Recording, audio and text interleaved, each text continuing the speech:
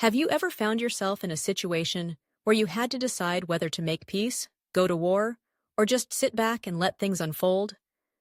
It's a classic dilemma, isn't it? Well, today, we're diving into some ancient wisdom that can shed light on these complex choices. We're talking about the Indian six-fold policy, known as Shadgunya, as laid out in Kautilya's Arthashastra, and how it parallels the strategic insights found in Sun Tzu's Art of War. Let's break it down. Shadgunya presents 6 strategic options for a king, or really anyone in a position of power. First up is Sandhi, making peace. Imagine you're in a tense negotiation at work. You could dig your heels in or find common ground. Kautilya suggests that entering into alliances can be beneficial, especially when it serves your long-term interests.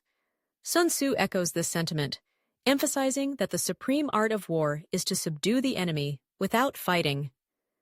It's all about diplomacy, folks. Next, we have Vigraha, waging war. Sometimes, you have to fight for what you believe in. Kautilya acknowledges that engaging in warfare can be necessary to achieve your objectives. Sun Tzu, on the other hand, reminds us that war should be a calculated extension of politics, where the goal is victory, not a prolonged conflict. So, whether you're facing a rival in business or a personal challenge, think carefully about when it's worth it to go to battle. Now, let's talk about Asana, remaining neutral. Picture this. You're in a heated debate between two friends, and you choose to stay out of it. Kautilya suggests that sometimes the best move is to conserve your resources and avoid unnecessary conflict. Sun Tzu agrees, advising that if it's not advantageous to engage, then don't. This principle of neutrality can be a powerful tool in our lives, allowing us to maintain our energy for battles that truly matter. Moving on, we have Yana, marching to war. This is about preparing for an offensive. Think of it as gearing up for a big project or a competition. Kautilya emphasizes the importance of preparation, while Sun Tzu highlights careful planning. Both agree that success often hinges on being ready to act decisively when the moment is right. Then there's Samasraya, seeking shelter. Sometimes, it's wise to ally with a stronger power for protection. This could mean teaming up with a mentor or collaborating with a more experienced colleague. Sun Tzu suggests exploiting relationships and terrain to gain an advantage, which is a reminder that we don't have to go it alone. Building a network can be crucial for our survival and success. Finally, we arrive at Dvaidhibhava, the double policy.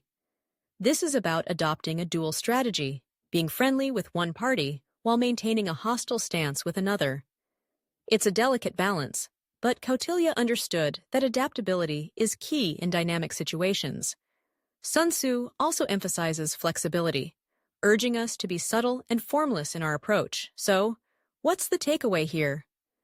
Both Kautilya and Sun Tzu teach us that strategy is about knowing when to act and when to wait. They stress the importance of intelligence and resource management, whether in warfare or in our everyday lives. Their insights remind us that the principles of adaptability and pragmatism are timeless, influencing not just military strategy, but also politics, business, and even personal relationships. In a world that often feels chaotic and unpredictable, these ancient teachings can serve as a guiding light, helping us navigate the complexities of our own battles, big and small. So the next time you find yourself at a crossroads, remember the wisdom of Shadgunya and the art of war. Choose your strategy wisely, and you just might come out on top.